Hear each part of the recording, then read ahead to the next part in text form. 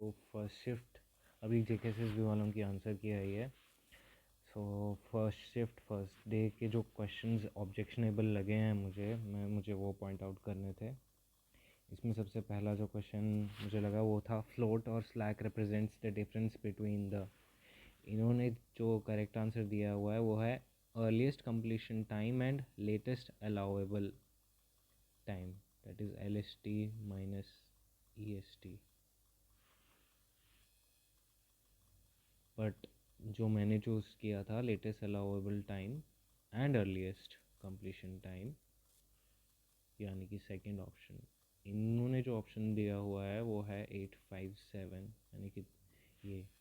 But text book की site पे ही similar question आया हुआ है, स्लैक की डेफिनेशन पूछी है फ्लोट या स्लैक की। इन्होंने लिखा है amount of time a task can be delayed before the project finish that is delayed.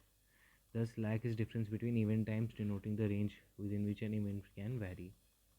यहाँ earlier expected time दिया हुआ है TE, when event can be expected to occur earlier, यानी कि EST। और latest allowable occurrence time TE is the latest time by which an event must occur to keep the project on schedule without delaying, यानी कि LST। तो clearly इन्होंने लिखा है कि event slack is defined as difference between latest event and earliest event, that is TL minus TE, LST minus EST। तो clearly answer LST और EST का डिफरेंस होना चाहिए, ना कि जो इन्होंने दिया है। तो ये मेरे हिसाब से ये क्वेश्चन ऑब्जेक्शनेबल है, इसे ऑब्जेक्ट करना चाहिए।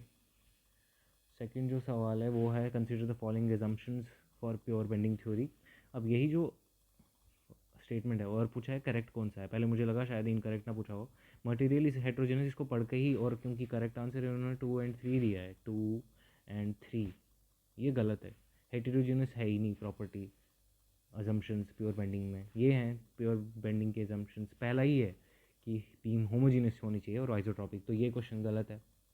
ये मैं फर्स्ट शिफ्ट की बात कर रहा हूँ, फर्स्ट शिफ्ट फर्स्ट डे 5 दिसंबर वाली 10 से 12। तो ये दूसरा क्वेश्चन है जो गलत है। और ये जो बिल्कुल नहीं इन्होंने गलत करना चाहिए था, डिफ्लेक्शन पूछी थी सिंपली सपोर्टेड बीम में, सेंट्रल लोड था, तो डेल आपका PL³ बाय 48 EI, या W इन्होंने डिनोट किया हो लोड इंटेंसिटी को, तो WL³ बाय 48 EI। ये भी इन्होंने गलत डाला हुआ है। इन्होंने करेक्ट आंसर दिया है YC का WL² बाय 16 I, जो कि गलत है। ये बेसिकली स्लोप दिया हुआ है यहाँ पे, इन्होंने आंसर पूछा इन्होंने YC है, डिफ्लेक्शन है। क्वेश्चन में भी डिफ्लेक्शन को ही पूछा है, तो सही आंसर WL³ बाय 48 EI ही आएगा माइनस। तो ये थर्ड क्वेश्चन है जो गलत है। चौथा क्वेश्चन इन्होंने ये डाला है the friction which is generated between the two static surfaces that come in contact. तो इन्होंने आंसर दिया लिमिटिंग, बट एक्चुअली में सिंपल फ्रिक्शन या स्टैटिक होना चाहिए।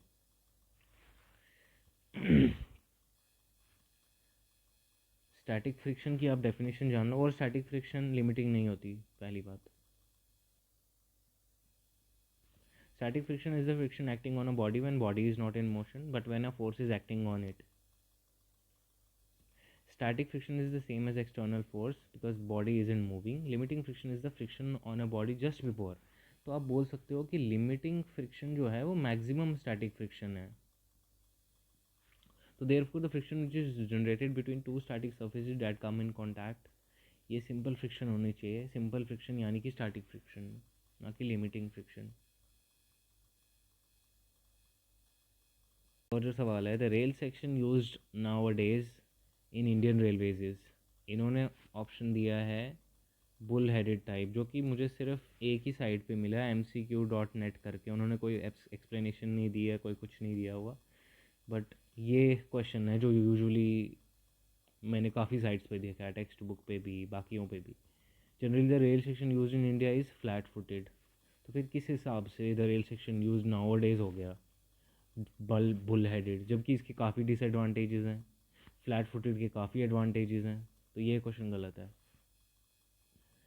फिर आ गया which type of levelling is use for establishing a benchmark with high precision at widely distance point. तो इन्होंने करेक्ट आंसर दिया हुआ है प्रोफाइल लेवलिंग, सही आंसर है precise levelling. It is use for establishing a benchmark with high precision at widely distance point. तो clearly आप देख सकते हो कि सही आंसर प्रिसाइज लेवलिंग होना चाहिए, ना कि जो इन्होंने करेक्ट आंसर दिया है प्रोफाइल लेवलिंग। तो ये जो क्वेश्चंस थे इनमें जो है मुझे डाउट है, और मुझे लगता है इनको हमें ऑब्जेक्शन करना चाहिए इन पे।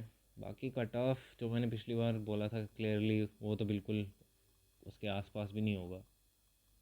जो मैंने बोला था ये मेरी बहुत बड़ी गलती थी। एक्चुअली मैंने जस्ट पेपर दे के आया था, और उस time at the heat of the moment, क्योंकि मुझे लगता है मैं 12 बजे पेपर कंप्लीट हुआ, 12 साढ़े 12 बजे तक घर था मैं।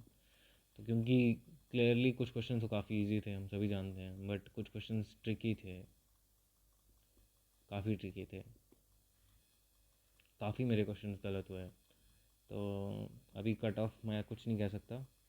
काफ़ी लोग टेलीग्राम पे 85 बोल रहे हैं, कुछ कुछ 90 बोल रहे हैं, बट अभी कुछ भी कहना सही नहीं है मेरे हिसाब से, क्योंकि अभी नॉर्मलाइजेशन भी होनी है। बट ये जो क्वेश्चंस मैंने आपको बोले हैं, आप प्लीज़, शायद कोई टेलीग्राम ग्रुप बनाएगा तो मैं उसका लिंक डाल दूँगा, फर्स्ट डे फर्स्ट शिफ्ट 10 से 12 वाली। तो उसमें सब एक जॉइंट करके पैसे ऐड कर देंगे, ताकि एक ही बंदा इन सारे क्वेश्चंस को ऑब्जेक्शन डाले, इन सारे क्वेश्चंस की। तो बस फ़िलहाल तो यही है मुझे कहना। बाकी अब पेपर कैंसिल होगा या नहीं ये तो JKSSB और हाई कोर्ट के हाथ में है, हमारे हाथ में नहीं है। हम अपने लेवल से सिर्फ एफर्ट ही कर सकते हैं। होपफुली 855 पोस्ट जो हैं R&B की, उनका पेपर ऑन टाइम हो, उसमें कोई डिले नहीं आनी चाहिए। तो अभी के लिए यही था गाइस, थैंक यू।